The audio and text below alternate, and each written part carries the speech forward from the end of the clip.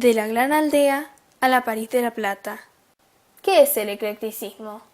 El eclecticismo arquitectónico es una tendencia artística que mezcla elementos de diferentes estilos y épocas de la historia del arte y la arquitectura. Se manifiesta en Occidente entre 1860 y finales de los años 1920. El término ecléctico viene del verbo griego escoger, puesto que lo que harán los arquitectos y artistas en general de esa época, el Palacio Paz.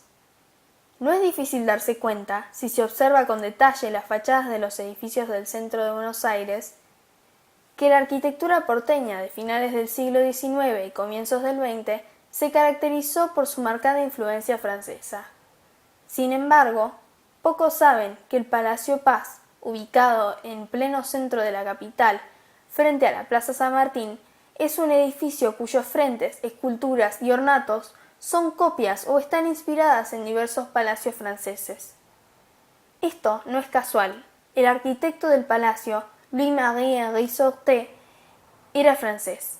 Estudió en l'École des Beaux-Arts de París y ganó el gran. El autorrelieve emplazado en el frontón central del Palacio Paz es una copia del grupo escultórico realizado por el eximio artista francés Jean-Baptiste Carpeaux para el pabellón de la Flora del Louvre. Se titula El triunfo de Flora, y junto con La danza, de la Ópera de París, son consideradas sus obras más importantes en ese período.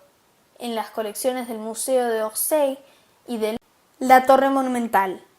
La Torre Monumental, antigua torre de los ingleses, es un monumento situado en el barrio de Retiro, en Buenos Aires. Se encuentra frente a la Plaza Fuerza Aérea Argentina, antigua Plaza Británica, junto a la calle San Martín y la Avenida del Libertador. Fue construida por residentes británicos en la ciudad para conmemorar el centenario de la Revolución de Mayo. Tras la Guerra de las Malvinas en 1982, la Torre de los Ingleses fue rebautizada con su nombre original, la Torre Monumental, aunque algunos ciudadanos siguen refiriéndose a ella con el nombre de los ingleses. El monumento se convirtió a lo largo del siglo pasado en un fiel testigo del desarrollo urbano, y fue durante años la puerta de entrada de Buenos Aires, dada su vecindad con la terminal de los ferrocarriles de la estación Retiro, el puerto de la ciudad y el Hotel de Inmigrantes, hoy convertido en museo. Su ubicación fue fijada en el predio donde se hallaba la usina de gas de Retiro, desde donde se distribuía el combustible para el alumbrado público. El Congreso Nacional aceptó a través del dictado de la Ley número 6.368 del 18 de septiembre de 1909 el ofrecimiento de los residentes británicos de levantar una columna monumental con motivo del centenario de la Revolución de Mayo. La altura de la torre es de 75,50 metros y tiene 8 pisos. Está revestida con una combinación de ladrillos rojos y piedra labrada y dividida en 6 registros. La estructura se emplaza sobre un basamento con 4 escalinatas de cada lado y vertederos en sus esquinas. El reloj cuenta con 4 cuadrantes de 440. Sobre la entrada principal se encuentra una placa de mármol grabada donde se lee: Los residentes británicos al gran pueblo argentino salud, 25 de mayo de 1910. Y sobre las restantes caras existe un friso donde se alternan triglifos y metopas ornamentadas con soles y diferentes emblemas del Imperio Británico. Puede reconocerse la flor del cardo, emblema nacional desde 1540, la rosa de la Casa Tudor, el dragón, el Teatro Colón. El Teatro Colón fue inaugurado el 25 de mayo de 1908. Su creación se debe a una iniciativa del intendente Torcuato de Alvear, un proyecto del arquitecto e ingeniero italiano Francesco Tamburini. En 1890 falleció Tamburini, cuando la construcción apenas llegaba al primer nivel, y se hizo cargo de la continuación su colaborador, el arquitecto italiano Vittorio Meano, formado en Turín. En 1892, Meano introdujo cambios notables en el proyecto y continuó dirigiendo la obra de lenta ejecución hasta su asesinato en 1904. Entonces asumió la dirección su discípulo belga Jules Dormal. a quien se deben principalmente las terminaciones interiores de refinada calidad y rica ornamentación, los caracteres generales del Renacimiento italiano, la buena distribución y la solidez propia de la arquitectura alemana, y la gracia, variedad y bizarría de ornamentación asociadas a la arquitectura francesa, hasta conformar un admirable ejemplar del estilo ecléctico del siglo XIX.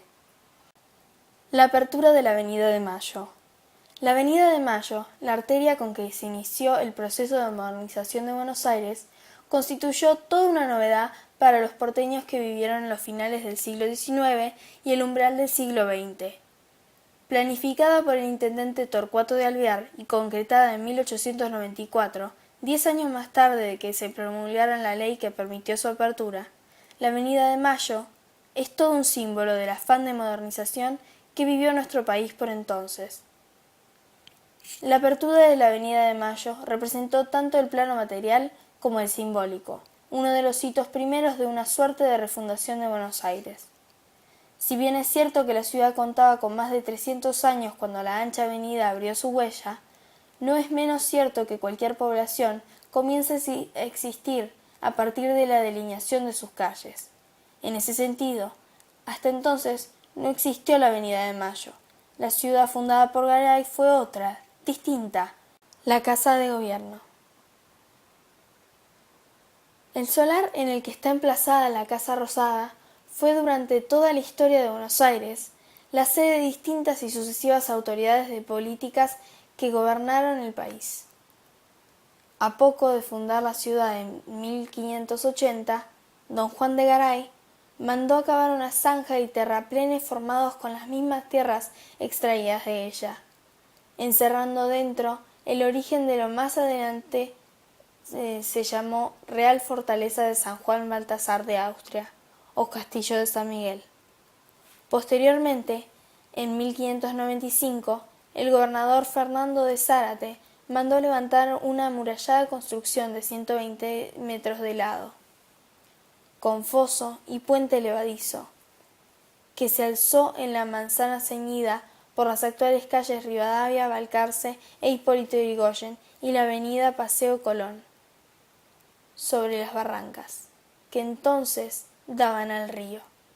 Finalmente, a principios del siglo XVIII, se construyó un sólido fuerte íntegramente hecho de ladrillos, cuyas murallas y bastiones perduraron hasta su demolición, un siglo y medio después. Ya en el período de la Independencia, la casa que había sido residencia de gobernadores y virreyes españoles albergó, con muy pocas reformas, a las autoridades de los sucesivos gobiernos patrios.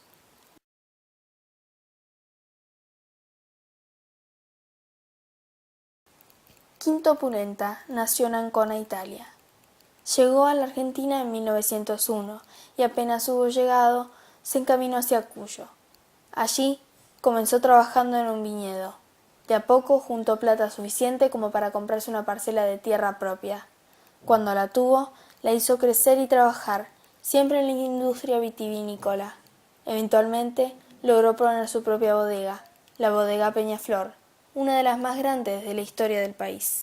Miram de Akesian, en 1926, decidió ir al Líbano con su esposa, Mariam, debido a las masacres perpetradas por las autoridades otomanas desde el año 1915. Se radicó en la bahía de Juney, un enclave cristiano a orillas del Mediterráneo. Trabajó muy duro en las canteras. Lo bautizaron Michel. En 1930 nació su primer hijo, Sarkis. Cuando éste cumplió los 5 años, la familia emprende el viaje a América, más precisamente a la Argentina, trasladándose a Marsella, donde tomaron el vapor Mendoza, aceptando el llamado de un hermano de Michel que ya había radicado en Buenos Aires. Allí logró asentarse, trabajar y prosperar hasta el último día de su vida. Ángela Gutiérrez nació en Cantabria, España. En el año 1930 viajó sola desde España para casarse con su prometido, quien la esperaba en Mendoza. Ella estaba obligada a viajar a la Argentina, ya que la vida en Europa era cada vez más complicada, luego de la crisis de 1929. Para establecerse no tuvo ningún inconveniente, ya que había una familia esperando su llegada. Se asentó en Mendoza junto a la familia de su marido. Perpetuo Rocha nació en un pueblo de Burgos, España. Se embarcó hacia Buenos Aires en 1930, con tan solo 13 años, junto a su hermano menor Mateo. Al llegar a la tierra de la abundancia, en comparación con España, se asentaron en el hotel de inmigrantes por una semana. Luego, caminaron hasta el lejano almacén de su tío de ramos generales en Montes Casón, Pehuajó. Logró formar una familia y trabajó muy duro para mantenerla hasta el día de su jubilación. 5 hijos, 14 nietos y una vida.